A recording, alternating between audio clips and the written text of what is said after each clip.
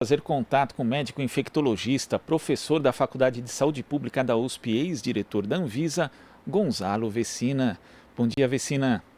Oba, bom dia, tudo bem com você e com nossos telespectadores?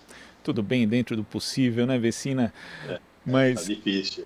difícil, né? Mas ontem a gente teve aí uma notícia, digamos assim, que traz um pouco de esperança para as pessoas, né? Que foi a aprovação da vacina da Pfizer pelo Reino Unido. A distribuição desse imunizante vai começar já a partir da semana que vem, mas a União Europeia, inclusive, criticou ali o processo de aprovação. Como que você viu não só a aprovação em si, mas também esse processo que levou aí já a esse imunizante a poder ser distribuído semana que vem no Reino Unido, Vencila? Veja bem, você tem Fla-Flu em tudo quanto é lugar, né? Então, aqui em São Paulo, entre o Dória e o Bolsonaro, e na União Europeia, entre o Boris Johnson e o pessoal da União Europeia, né? Eles estão brigando já fazem 2 anos. E acho que é absolutamente normal ter acontecido esse desencontro em que o Boris Johnson tentou mostrar que a Inglaterra sozinha é melhor que a União Europeia. É um equívoco dos dois lados, né? E é óbvio que essa vacina, com os atributos que ela já demonstrou ter, ela vai ser aprovada também pela Agência Europeia de Medicamentos, pela EMA. Então, tudo é um jogo de cena, basicamente é jogo de cena. Mas começa a vacinação na Inglaterra, uma vacina que demonstrou ser bastante eficaz e muito segura, e que tem o problema de todas as vacinas, não tem doses suficientes para todo mundo. E está tentando dividir as doses que ele tem fabricado entre vários países para conseguir criar uma clientela e um nome que valorize as suas ações no mercado. Tudo isso é um jogo bem jogado. Quem jogar mal o jogo, como nós brasileiros estamos jogando mal o jogo, só vai ficar fora do jogo. E é o que estamos conseguindo fazer. Agora, na sua avaliação, por que a gente está jogando esse jogo mal jogado? O que o Brasil precisaria fazer em relação justamente a essa questão da vacina que não tem sido feito? Veja, tem que apostar em todas. Nós temos certeza de que nenhuma vacina vai conseguir produzir uma quantidade para vacinar uma população de 210 milhões de brasileiros, de 540 milhões de europeus, de 350 milhões de americanos, de 1 bilhão e 400 milhões de chineses, e vai daí para frente. Então, o que essas empresas todas vão fazer é vender o seu primeiro lote picado e garantir que quem compre vai ter compra a seguir. Nós não vamos ter imunizante para toda a população em 2021. Essa é a questão. Então nós temos que aceitar que eles são eles e não nós. E que eles têm uma outra estratégia. E se a gente não tiver uma estratégia adequada, a gente fica fora do jogo deles. Então, nós temos que acertar um pouco o nosso jogo. Isso significa querer comprar da Pfizer, querer comprar da Janssen, querer comprar da Coronavac, da chinesa, e querer comprar da AstraZeneca. A AstraZeneca, nós temos um acordo, tanto melhor. Nós vamos ter da AstraZeneca umas 100, 140 milhões de doses este ano, que dá para vacinar 70 milhões de brasileiros, são 2 doses. E nós temos o acordo da Sinovac com o Butantan, que dá aí mais outros 100, 140 milhões de doses. Vai faltar um pouco para cobrir o resto da população. Temos vários grupos. A questão da divisão em grupos, pelo menos nisso o Ministério acertou. Vamos começar com profissionais da saúde, são a área de maior risco, depois vamos chegar aos idosos e sequencialmente o que eles propuseram, que não é nada diferente do que o mundo inteiro está propondo. Não houve criatividade nenhuma ali, mas pelo menos aceitaram o óbvio, porque o Ministério não tem aceito o óbvio, né? Tem falado bobagem em cima de bobagem. Então, aqui aceitaram. Agora, tinha que ter insistido mais, tem ainda tempo para insistir e comprar, sei lá, 10, 15 milhões de doses da Pfizer. Ah, mas é menos 80. O problema do menos 80 está equacionado pelo fabricante. É só fazer o acordo garantia. O material vai sair da fábrica hoje. Tem 15 dias em container com gelo seco e 5 dias em geladeira. 20 dias para chegar na ponta. É só fazer o que o general sabe fazer. Esse negócio chama de logística. Diz que é uma especialidade dele, já que ele não entende nada de saúde, é por aí que ele tem que caminhar. Agora, o que não pode é desprezar, no momento em que está morrendo gente, que nós estamos tendo uma crise sanitária, desprezar uma solução que está na porta da nossa casa. Ou seja, essa atitude do Ministério da Saúde de, nas entrelinhas, não de forma explícita, mas descartar a vacina da Pfizer é algo errado. Poderia, por exemplo, o Brasil contratar, né, doses da vacina justamente para serem aplicadas em grupos prioritários como os profissionais da saúde, Vecina? É uma monstruosidade deixar de aceitar uma das 4 vacinas que realizaram seus testes clínicos no Brasil. A agência oferece a aceitação emergencial das vacinas para quem fez testes clínicos no Brasil. Essas 4 que fizeram testes clínicos no Brasil, nós teríamos que tentar comprar, por pequena que seja a quantidade, uma quantidade que irá cobrir uma parte das nossas necessidades. Não vai cobrir muito, mas vai cobrir uma parte. Então, é esse esforço que eu acho que o Ministério não está fazendo.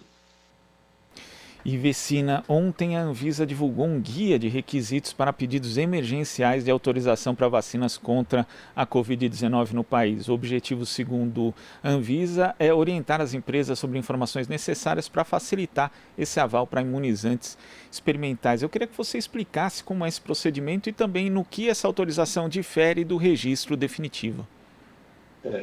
A grande diferença é que você aceita uma pré-análise dos dados que foram coletados durante a fase 1, 2 e 3.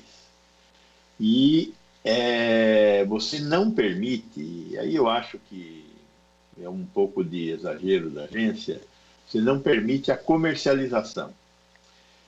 Não pode vender, só pode ser aplicado, portanto, através de programas oficiais. Eu acho que isso também pode prejudicar um pouco, né? Porque muitas empresas provavelmente tomariam a frente do Ministério e comprariam vacinas para vacinar seus profissionais. E isso poderia ajudar no esforço geral do SUS no Brasil, se as empresas que assim quisessem comprassem a vacina e aplicassem nos seus trabalhadores, depois de tudo ser feito. Tem que ter lá a declaração de eu concordo com tomar vacina, essa coisa toda. Mas, basicamente é isso, é um conjunto de regras emergenciais que a agência propõe para a sociedade para fazer uma aprovação fora do normal, que é cópia do modelo americano, do modelo da agência europeia e do modelo da agência britânica. Nós não criamos nada. Nós não estamos inventando uma jabuticaba, é uma cópia dos regulamentos que foram publicados nesses outros países, que se preocupa com tudo que deve preocupar. A questão da segurança, a questão da eficácia, a questão da qualidade da vacina e a questão da estabilidade da vacina. Além disso, tem tudo que é precedente a isso. Tem a visita às fábricas, a inspeção de visita às fábricas para verificar boas práticas de fabricação. E o Brasil foi incluso num clube muito restrito de agências que aceitam trocar visitas. Então, eu visito uma fábrica, aviso esse clube, o clube não precisa visitar mais aquela fábrica. Alguém do clube visita uma fábrica, o Brasil não precisa ir visitar a fábrica para verificar se ela tem boas práticas. Um dos elementos desse clube, tendo feito uma inspeção, vale para todo o clube. O que é ótimo, né? Porque a inspeção de fábrica é fundamental, é complexa, é demorada, custa caro, e você ter feito finalmente, isso é uma coisa que nós vínhamos tentando fazer desde os anos 2000, quando criamos a agência. Criar uma relação de equivalência e não de subordinação, porque essa era a proposta. Onde o FDA for, a Anvisa não precisa ir. E a proposta nossa era, aonde a Anvisa for, o FDA também não precisa ir, tem que haver equivalência. E porque isso tem consequências comerciais para o país. E hoje nós conseguimos essa relação de equivalência com as outras agências do mundo. Agora, Vecina, diante desse quadro que você expõe, de que não teremos vacinas suficientes para todos no ano de 2021, o Brasil vai ter que continuar adotando estratégias de enfrentamento à pandemia da Covid-19. E uma dessas estratégias consagradas, inclusive em outros países, é a questão da testagem em massa. Ontem, o ministro da Saúde, Eduardo Pazuello, falou numa audiência virtual no Senado a respeito das quase 7 milhões os 7 milhões de testes que estão ali no aeroporto de Guarulhos, perto da validade, deu uma declaração controversa a respeito da prorrogação da validade desses testes e também falou que até o final do ano vai alcançar 25% da meta de 24 milhões de exames RT-PCR. Ainda dizendo que, na verdade, o que deveria valer hoje é o diagnóstico do médico, o diagnóstico clínico e não teste. Como é que você viu essas declarações do ministro? O ministro comete 3 equívocos. Primeiro equívoco é dizer que o diagnóstico do médico vale alguma coisa. Esta doença só tem diagnóstico confirmatório com RT-PCR. Não tem outro jeito de confirmar. O teste sorológico nem sempre consegue encontrar a imunoglobulina que deveria estar lá. Por várias razões. Não vou discutir aqui que não tem tempo. Mas o teste sorológico não consegue. O RT-PCR tem alta positividade quando pesquisado após o 4º, 5º dia de contágio até o 15º dia. Então, o padrão ouro para diagnóstico dessa doença é o RT-PCR. Além do que, quando você identifica uma pessoa que é positiva, você pede a ela que se isole para que ela pare de transmitir o vírus. Então, você convencer uma pessoa para se isolar sem que você tenha o RT-PCR na mão é muito mais difícil.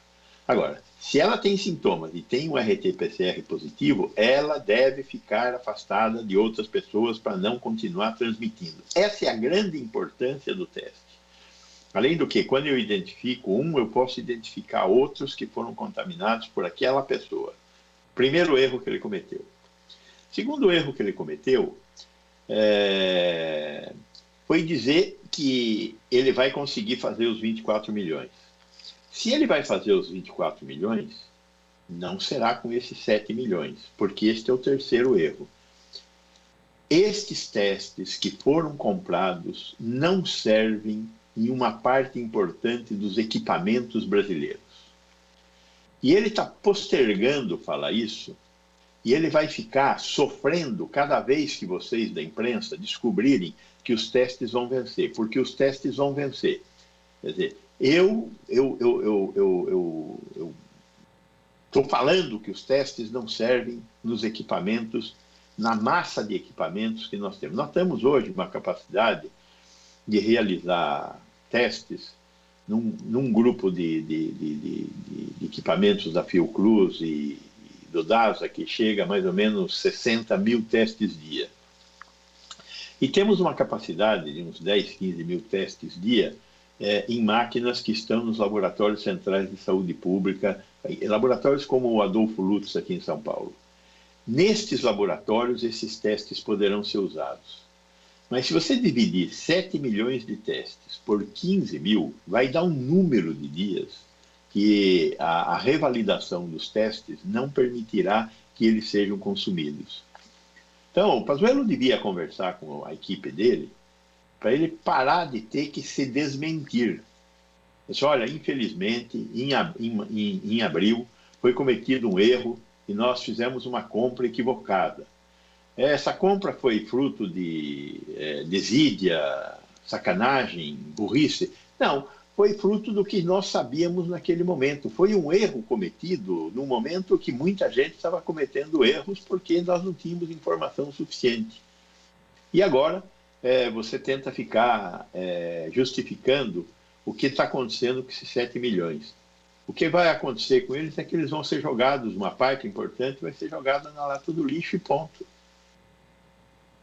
Seria então uma questão do governo tratar isso de uma forma mais transparente, porque eu já inclusive escutei, né, gente, jornalista afirmando, defendendo a narrativa de que na verdade são os estados e municípios que não vão atrás dos testes, mas quando a gente Não, vai ouvir, não, não, não. então, Olha, os testes, veja bem, as pessoas vão às unidades básicas de saúde com sintomas. Nas unidades básicas de saúde é coletado o suave orofaríngeo. O que é o suave orofaríngeo? Você pega um cotonete, cutuca a boca, cutuca o nariz, põe dentro de uma solução que está dentro de um tubo de ensaio. Manda o tubo de ensaio para o laboratório. De quem é o laboratório? O laboratório é. Esses LACENs são dos governos estaduais. O DAS é um laboratório privado contratado pelo Ministério da Saúde.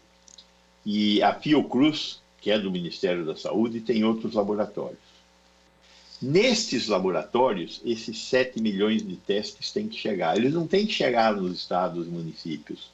Os municípios fazem a coleta, mandam para fazer o exame nos laboratórios aonde o governo federal tem que mandar os testes. Então, mais uma vez, ele está enganando a distinta plateia. Importante essa sua explicação, Vicena, justamente porque essas narrativas falsas, elas se multiplicam e, na verdade, o que acaba sendo paralisado é todo o enfrentamento da pandemia da Covid-19, já que hoje a gente não tem uma coordenação nacional que cuide de fato disso, né? A coordenação nacional até existe, mas é fraquíssima. Um dos instrumentos que o governo federal tem é um negócio chamado GAL. GAL é um software de gerenciamento de laboratórios. Esse software de gerenciamento de laboratórios é um pequeno desastre, é mais um desastre nessa história, porque ele mais fica parado do que funciona, e com isso não consegue acompanhar um movimento muito grande de testes que estão sendo realizados no país. E isso está desde o começo da pandemia, isso é uma das coisas que poderiam ter sido resolvidas, as melhorias que têm que ser feitas nesse software. Certo, Vicena, eu queria agradecer aqui a sua participação, suas importantes explicações a respeito do que tem sido feito e do que o governo precisa fazer também para o enfrentamento da pandemia da Covid-19 e também da distribuição de vacinas em 2021. Muito obrigado, Vicena. Obrigado a você, estou sempre às suas ordens e à ordem dos nossos espectadores. Conversamos aqui com o médico infectologista, professor na Faculdade de Saúde Pública da USP, ex-diretor da Anvisa, Gonzalo Vicena. Aqui você ouve as notícias que os outros não dão. Jornal Brasil Atual.